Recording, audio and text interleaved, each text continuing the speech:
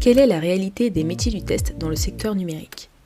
Dans Calisti, je vous propose de vulgariser toutes les questions liées à ces métiers, aussi bien pour les personnes qui démarrent dans le secteur, mais également pour des personnes plus expérimentées, et tout ça avec des invités incroyables qui partagent leur savoir et leurs expériences, parce qu'on gagne forcément à apprendre les uns des autres. Je m'appelle Nankeda, actuellement test lead dans une entreprise du service numérique, et je vous souhaite une excellente écoute.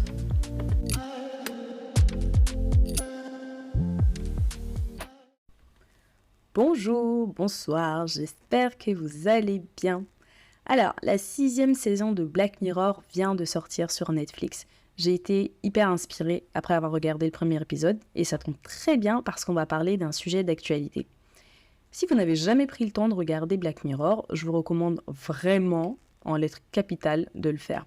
Vous pouvez démarrer par n'importe quel épisode, de n'importe quelle saison, étant donné que ce sont des histoires uniques. Bon. Pour ceux et celles parmi vous qui ne connaîtraient pas, je vais donner un peu de contexte, histoire qu'on visualise tous. L'objectif de la série, c'est de montrer les dérives dues à l'utilisation croissante des outils technologiques.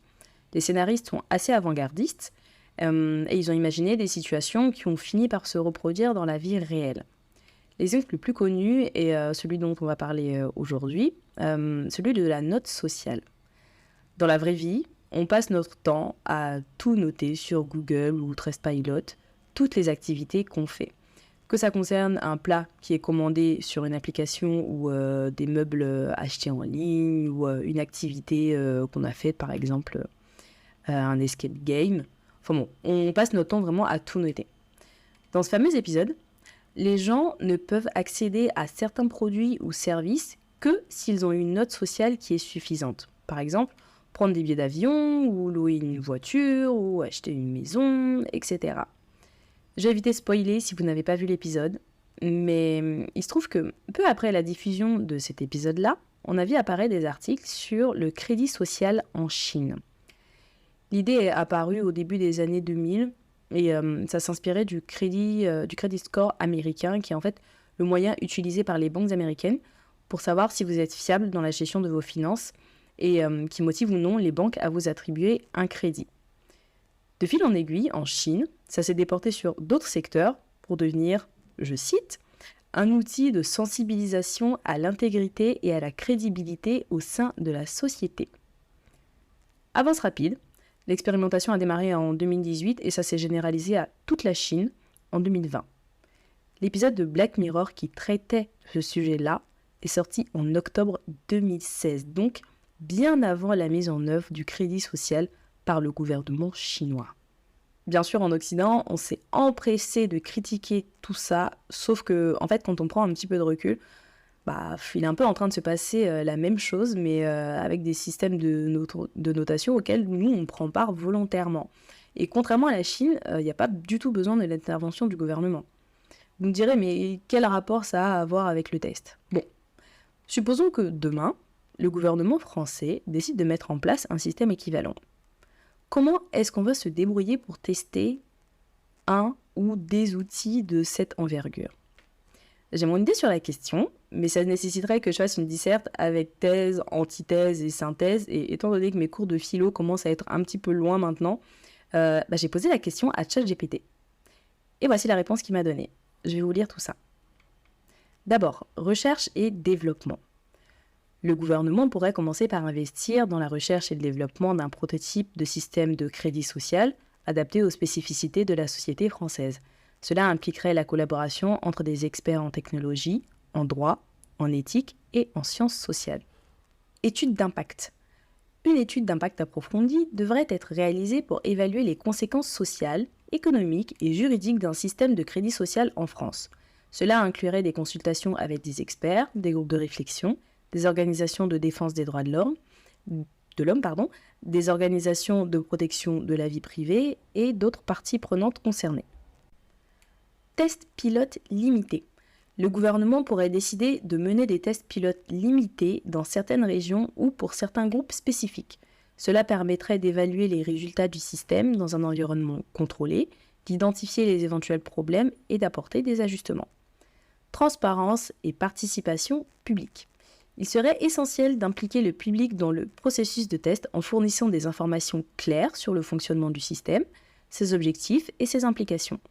Des consultations publiques pourraient être organisées pour recueillir les commentaires, les préoccupations et les suggestions des citoyens.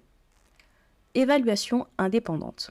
Une évaluation indépendante du système de crédit social devrait être réalisée par des organismes de recherche et des experts externes. Cela garantirait une analyse objective des résultats du test et aiderait à identifier les éventuels problèmes de respect de la vie privée, de discrimination ou d'autres conséquences indésirables. Mesures de protection des droits et de la vie privée. Tout système de crédit social devrait être conçu de manière à respecter pleinement les droits fondamentaux et la vie privée des individus. Des mesures de protection robustes, telles que la limitation de la collecte de données, la transparence des algorithmes, la possibilité de contester les décisions et la mise en place d'une supervision indépendante devraient être mises en place. Évolution progressive. Si les résultats des tests pilotes sont prometteurs et que la décision est prise de mettre en œuvre le système de crédit social à plus grande échelle, cela devrait se faire de manière progressive et itérative. Les leçons tirées des tests pilotes et des évaluations devraient être intégrées pour améliorer le système au fur et à mesure de son déploiement. Il est important de noter que l'introduction d'un système de crédit social susciterait probablement des débats intenses et nécessiterait une attention particulière pour préserver les droits individuels, la protection de la vie privée et la transparence du système. Fin de la réponse. Je vous avoue que j'ai été bluffée par cette réponse. Bon, bien sûr, ça nécessite d'être approfondi, surtout sur les points techniques, mais je pense pas que j'aurais pu donner une meilleure réponse ou une réponse plus juste. Tout y est. Et le plus important pour moi, c'est la conclusion de la réponse. Il est important de noter que l'introduction d'un système de crédit social susciterait probablement des débats intenses et nécessiterait une attention particulière pour préserver les droits individuels, la protection de la vie privée et la transparence du système. Ça, en fait, on est en plein dedans. Et il y a déjà eu des débats avec la RGPD, mais ça, c'était que le début. Au fur et à mesure qu'on digitalise un peu toute notre vie, toutes ces questions éthiques prennent de plus en plus de place. Et n'oublions pas qu'on est en France et le principe même du débat et de la contestation fait partie intégrante de la culture. Je vais terminer l'épisode en vous posant la question à vous, auditrices et auditeurs, comment est-ce que vous réagiriez si on vous disait qu'un crédit social généralisé allait être mis en place en France ? Est-ce que vous crieriez à l'atteinte de liberté individuelle ? Est-ce que vous iriez manifester contre ou au contraire, est-ce que vous seriez pour parce que vous auriez l'impression d'être dans un état plus sécurisé ? Voilà, c'est tout pour l'épisode d'aujourd'hui et comme d'habitude, on continue d'en parler sur les réseaux sociaux.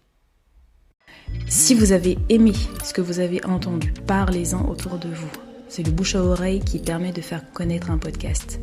C'est un métier qui mérite d'avoir plus de visibilité, selon moi, et vous pouvez m'aider justement à le faire connaître. N'oubliez pas de vous abonner au podcast et laissez-moi une petite note sur Apple Podcast, 5 sur 5 de préférence. Et puis, on se retrouve la semaine prochaine et d'ici là, portez-vous bien.